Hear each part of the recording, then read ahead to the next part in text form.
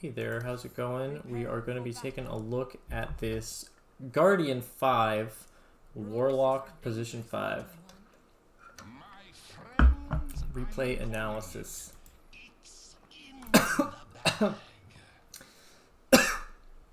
Struggling with an AM. Probably against, like, wow, that's a lot of cores on their team. Axe plus Monkey, Axe plus Sanking? Axe plus somebody? Okay, so you took your heal level 1. It's fine. 30 seconds. If you want the, I'm just saying this because I watched it recently, but the absolute basics on Warlock, Z Quixotic just put out a video on YouTube with Warlock. So if you want to run down to the basics, maybe you have a good grasp of the basics, I don't know. Like silver tiers, so seems like you'll know what you're doing, but just in case if you want that like overview. Okay, so you used your W a couple times. You guys got a kill out of it. Not too bad. You brought a lot of regen to lane, so it's pretty reasonable. You're getting more clarities. This is a lot of clarities. Given that you started with this much regen, I don't think like 3 mangoes is a lot. I wouldn't fly out 2 more clarities. I'd just be looking to like, you know, get your first like item, you know, whether it's stick, whether it's like a Sage's Mask for his Ring of Basilius. That's what I'd be looking to get. Okay, so you're gonna heal your AM, which is nice. You blocked their big camp I saw with the sentries, not bad. So in this specific scenario, when your carry is safely last hitting under tower, it's best if you just step out of XP range. You don't need to go way far away, but just like step like over here. You know, the XP range is pretty big, but like if you just like stand here while these creeps die, and then as soon as they die, you like come back over the lane again.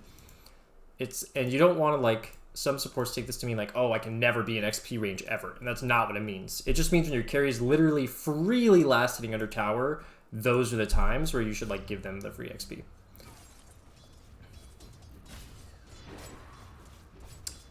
So yeah, your positioning here is like not...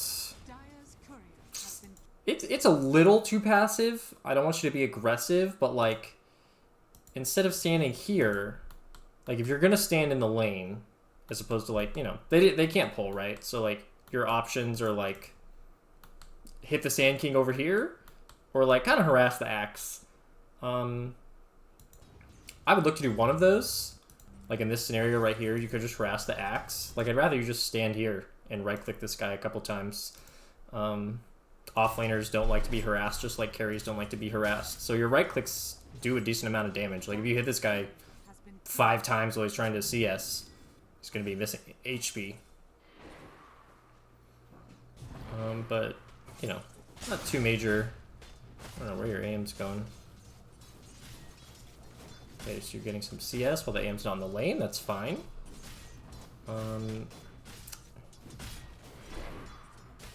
Kind of a casual Fatal Bonds usage. It's not bad, but given that you're running... kind of puts you like out of mana. I don't know if I like it. Because like you weren't harassing him earlier with your right clicks, and this like throwing this out is like a form of harass. So I just think it's interesting that you weren't doing it like for no mana here, and now you're like throwing out some mana to do it, but you're still not right clicking him at all. Right click this Warlock. There you go. Alright, there we go. That's decent. So here again, this AM's going to freely farm this. Sure, you want to heal him, but like drop a heal on this guy with like a mango and then step out of XP range. You could have even looked to pull here. I don't know if you noticed, but they dewarded your... Oh, no, they didn't. It's not on the mini-map. They didn't.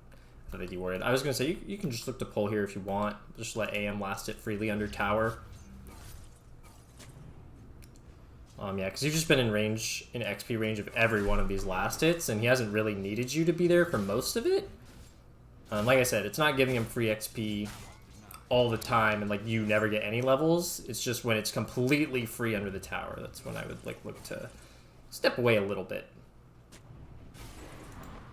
All right, so let's fast forward a little bit. There's not a whole lot happening here, and I don't want to spend too much time in the laning phase. I will slow down and talk about anything that I see. So you get the bounty rune. I think that's okay, given that they're not putting on a lot of pressure and the equilibrium's really good.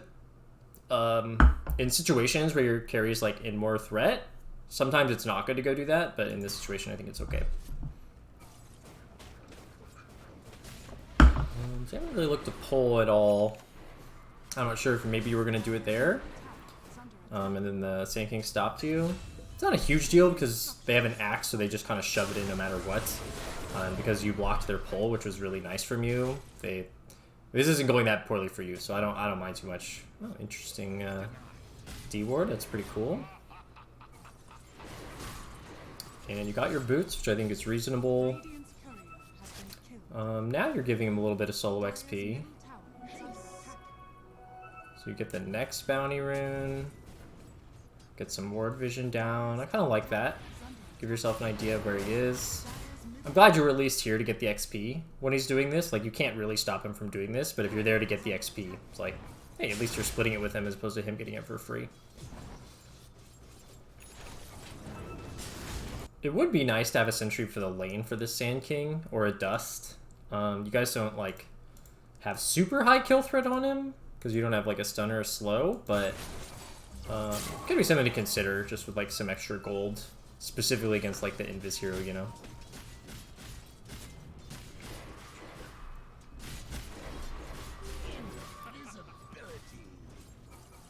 Yeah, nothing super crazy here. This is where, if he's going to do this, just make sure you're in XP range for this, so you at least split the experience and he doesn't get it for free. I don't mind what you're doing here, kind of just running around, forcing him not to do anything. So this stack is kind of interesting. I don't like it because AM does not take stacks early at all. Like, he's not going to be taking stacks until he finishes Battle Fury, which is going to be like 14 minutes probably, maybe. And in the meantime, their Axe, who is clearly looking to like come play up here, would be happy to take this. So to me, you kind of just made a stack for the Axe, is what I see here.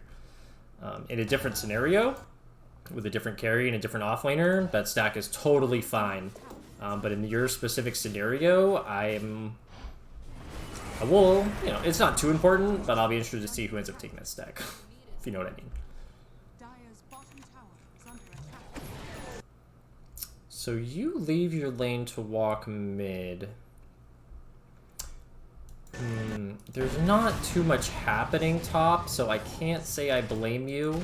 Just conceptually on Warlock, I like to not leave my lane until I'm 6. You left a little before that. It's not too bad. Your hero just doesn't offer a lot pre-6. But okay, you get the tome, you get some more mana regen, and UTB back to lane.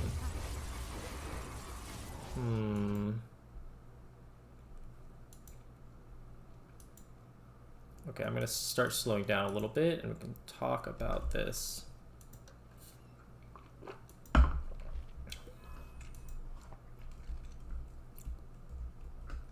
Yeah, I don't think this TP's good.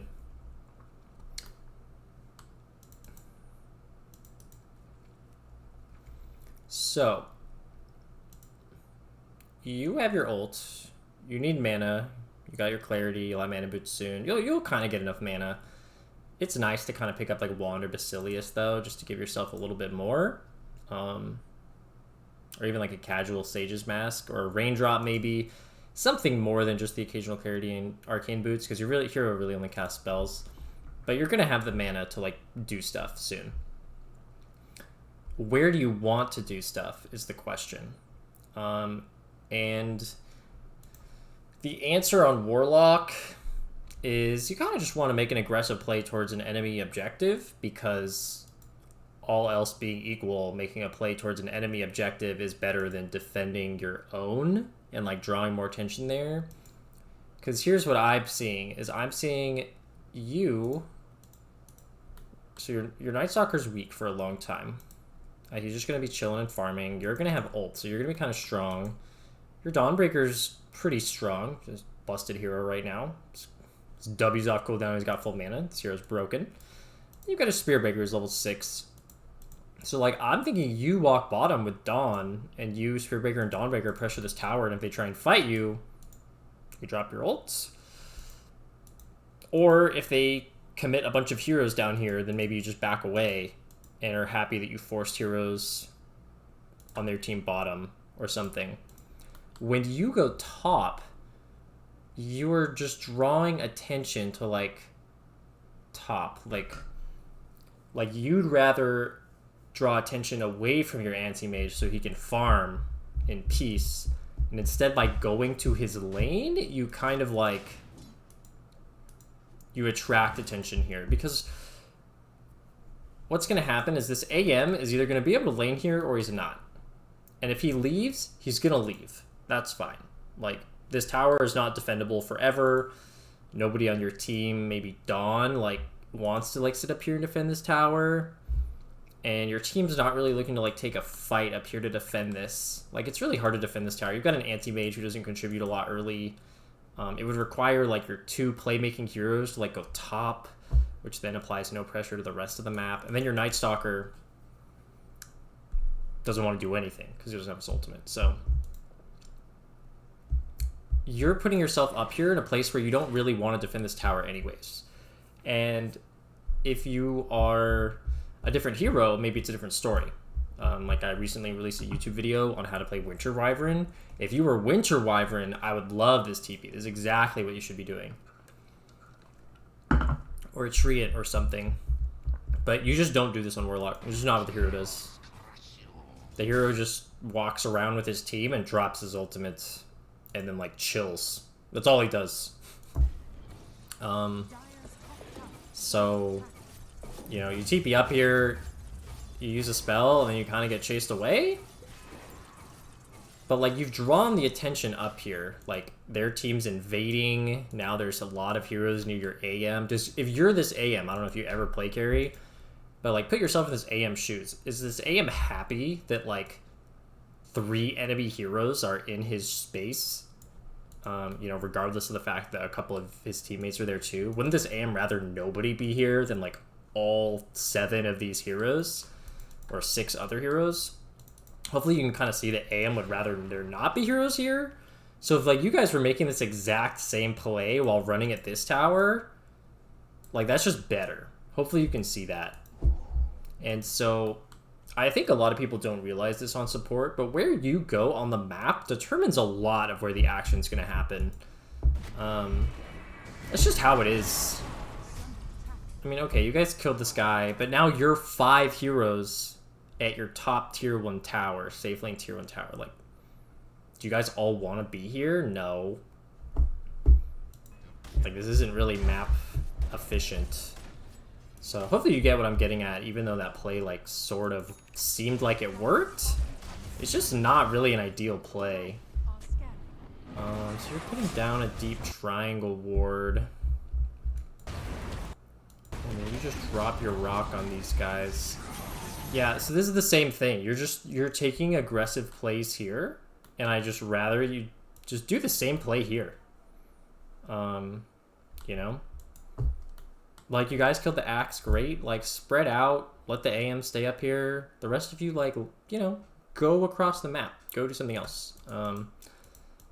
Honestly, this is a little bit of an awkward team comp from you guys, because your Night Stalker just doesn't do stuff for large portions of the game, and then your AM doesn't do stuff, so you don't have... And your hero doesn't really do stuff. He just, like I said, he just kind of follows a team around who is doing stuff and, like, casts a spell or 2.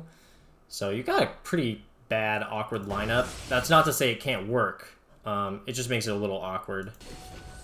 But playing in the right part of the map will help. It will definitely help. And you guys are just defending top over and over. I see this a lot in low MMR games, where I've coached people on the other side, on the Radiant side, where it's like, oh man, the Dire just keeps TPing all the heroes up here to defend. And it just ends up being net inefficient for you. Like, yeah, you guys are getting some kills, but that's just more luck than anything. Like, if I'm, like, a good player and I see them TPing 5 to defend this, like, I'm just going to back off and farm the entire rest of the map. So what I want from you, like, because you can't control your teammates, and if that's what they want to do, that so be it. I don't want you to, like, just walk to, like, bottom or mid and kind of sit there, clear it slowly, if your team like insists on fighting top and you've got your TP ready, well, you should have your TP ready, and you've got your golem up, then like you can show up and drop a rock. But in the meantime, I wouldn't like be up here with my body because I just like with my heroes, you know, and like just don't go up there with your hero because that just encourages more heroes to go there, and it's just inefficient. So you are pick up a stick, some sentries. Got your ult up again soon. I'm just gonna throw out that like if you're this MMR, I mean if you're like Archon or below, and you're playing Warlock, I would buy Shard like ASAP. I mean you don't have the gold, like I don't think any of these items you need to have like skipped or anything, but I'd be looking to buy my 4 clarities is a little excessive giving me mana boots, but it's whatever. I would be looking to go Shard next though. So that way you can clear waves when nothing else is happening, because a lot of times nothing will be happening.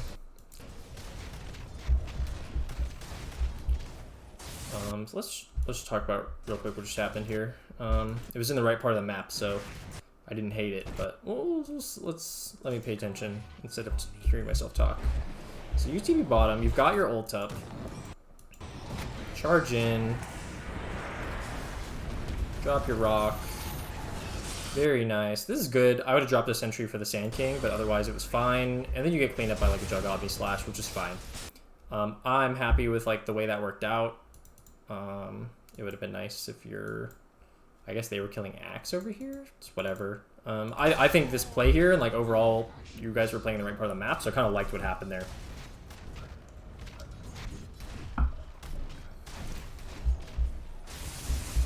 I think your skill build is fine. I don't think leveling up people early is that impactful.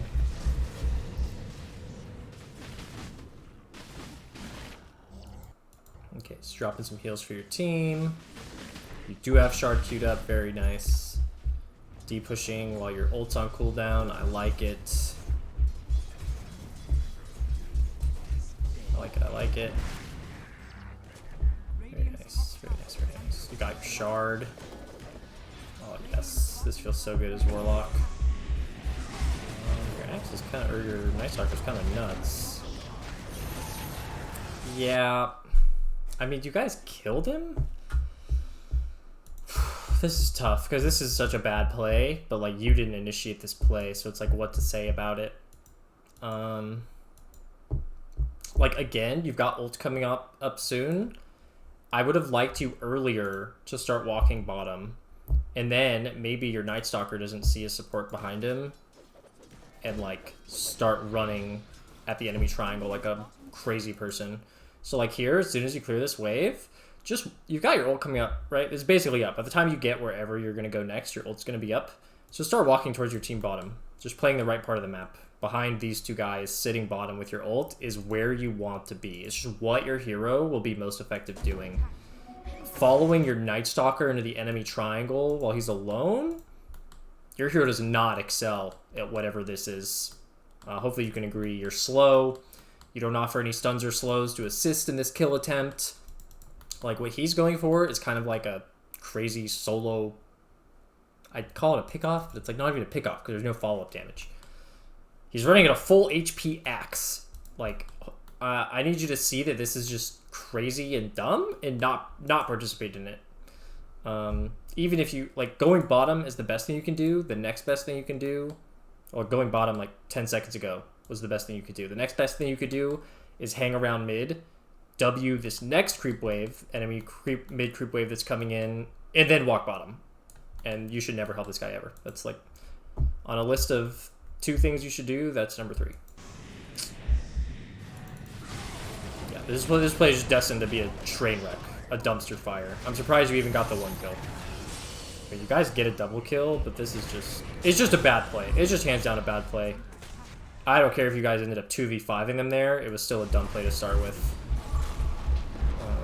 What is happening?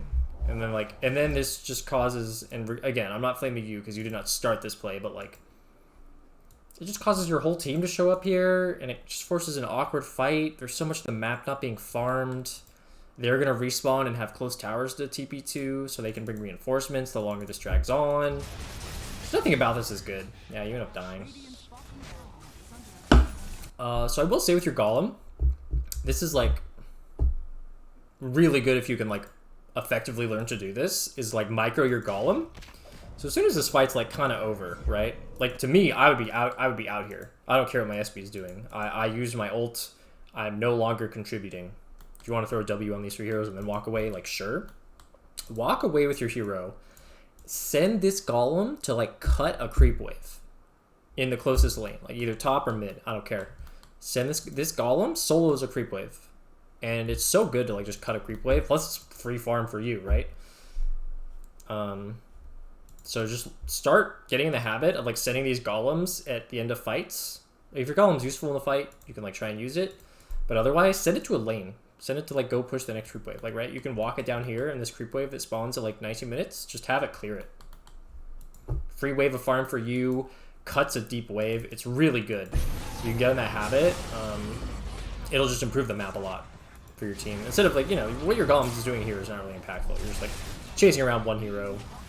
You're not getting a lot of use out of this golem. You're like punching guys, but if you just farmed like a creep wave, that would have been better, right? Or a creep wave and a jungle camp sometimes. So you TP top here to join your team. I mean, at this point, I think it's fine because that's where they are. I wish you guys weren't playing down here, but what are you going to do? You're the 5, you're following your team around, so you could verbally encourage your team to go bottom. That's about all you can do. If they don't listen, they don't listen. Yeah, these fights in the triangle are just so bad. You just have to discourage this when you see it happening. You know, put yourself... You follow... I can't even follow you too much for this. It's just hard to watch. I just wish it wasn't happening here. There's only so much you can do. Like I said, I don't hate that you TP to help your team there. You should just be looking constantly to have them go play like bottom as Dire, right? If you're Radiant, yes, you want to play up here, but like or over here. Because you guys haven't made one play on this part of the map. This part of the map has been untouched by you guys. You've been on your own side, and then you've been in the enemy triangle. This is where you need to want to play, and like nobody on your team is like recognizing this and playing the right part of the map. And like I'll break this down for you, right? What has to happen for you to win this game? Well, you gotta take their ancient. To take the ancient, you need to take their tier 3s. To take their tier 3s, you need to take their tier 2. If you watch like any order of objectives video, like BSJ has one, this tower is like the next tower that you guys feasibly would want to take in the game. Now, I'm not saying you need to 5-man at this tower and try and take it right now. I'm just saying that to progress this game, this tower eventually needs to die. So whatever happens over here does not contribute to this tower dying. So it means the game's just not going to progress forward. You guys are up 5k, and this game is not close to ending. Or not close to ending, like obviously not close to ending, but it's not even, you're not progressing it in any way. Like nothing your team has done in the last like 10 minutes has progressed this game in any way. Okay, so now you're finally fighting bottom. Cool. Or your team is. You're going to join them. Great. You're killing this Axe who's over here like a crazy person. Awesome. Like, please push down bottom as a team together. You've got your ult. You're strong.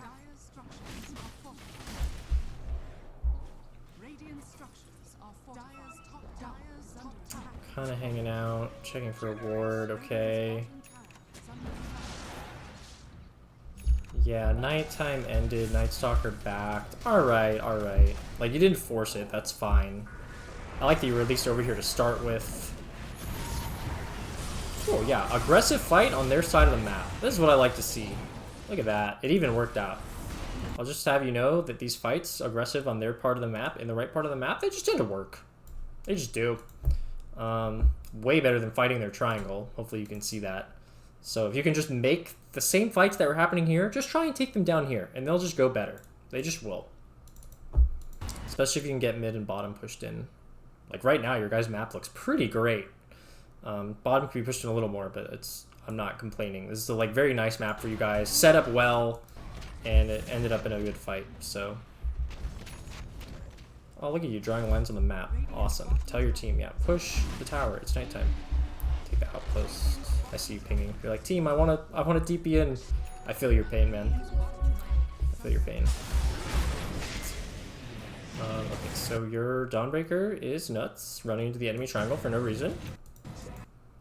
I wouldn't have even tried to walk in to save him there. Just when your team goes Pepega, run into the enemy triangle, just do not compound it. Just do not compound it. If all 4 of them on your team are running in there, you might as well follow them, because, like, you know, you're the position 5. That's all you can do. But, like, if only one person's running in there, don't join them. Don't make it 2. Because 2 makes it 3, and then 3 makes it 4, and then you guys lose 5 and 5. Alright, so you guys just kind of don't respect that they're all alive and you're playing on their side of the map separated. Not you personally, but just that's what's happening on your team. So you're kind of chilling now. You're going Ags.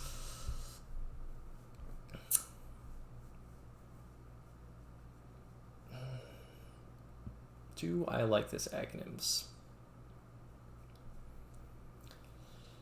Given how the game is going, I guess it's okay. I mean, like, in a high-level game, given these, like, lineups, like, I feel like Glimmer is really good. It's really good against Sand King. It's really good against Necro. You can, like, get out of, like, Omni Slash if they don't have Dust. You can walk away from Monkey, like, ult pretty easily. Like, kind of like Glimmer here.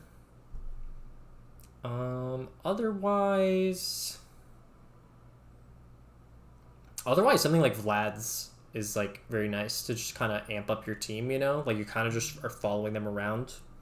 Like, you could even go, like, Drums Vlad's, you know? Be like, yeah, I'm going to be here, and I'm going to press Drums and have a Vlad's aura and just help my team that way, right? You just provide so much team fight. It's an alternative to Aghanims. I don't hate Ags, I just... It doesn't, like, change the cooldown or anything. It just gives you 2 golems instead of 1? I just feel like that's, like... I don't know. I just feel like it's kind of low impact, you know what I mean? Like, is that better impact than having a Vlad's and Drums, which together cost the same as 1 Aghanims? I don't know. I don't know. I'm not gonna flame you for it. I just don't really build this item on Warlock right now. I just find more other items, like, more useful to have, you know? Help the team with Drums, get a 4-staff or a Glimmer to save, depending on the game. I feel like you have a lot of impact that way. I just don't feel like I have a lot of impact when I buy Ags. I'm like, so my Golem's still my Golem, right? It still does the same thing. Okay, so you guys are taking a fight on the right part of the map. Shocker, you wipe them. Excellent. And your spell usage has been fine. I think these talents are fine. I think both 10 talents are good. I don't really care which one you get. The Shadow Word cooldown is really nice when you're going Shard, which I think you should every game, so I like that. And yeah, this is looking pretty nice. I think I'm going to cut off this replay here because I think we, you know, without sounding like a broken record, I think I covered what I wanted to cover and what hopefully will let you improve a lot. Laning phase was pretty good. No major issues. Maybe overbuying regen a little. That's okay. Better to have too much than not enough. Yeah, you got the Glimmer or you got the Arcane Boots and Shard, which was like the main 2 things, so that's good. And yeah, talked about the items, talked about the part of the map you want to play in.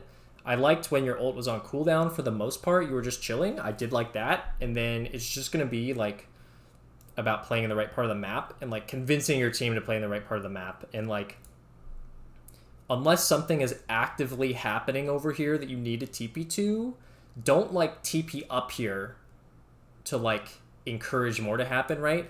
Play to bottom and hope your team comes down with you. And then if you need to, like, TP over here when something breaks out, when your ultimate's up. But otherwise, like, look to play the right part of the map yourself, and that will, like, help pull your team to that area. Like I said, like, where you go as support determines a lot of, like, where fights happen, especially, like, the early game. You know, you walking top kind of means something's going to happen top. If you walk bottom behind your Dawn Spirit Breaker, something will probably happen bottom, and that's where you want it to happen, right? So, hopefully this was helpful, and thanks for signing up.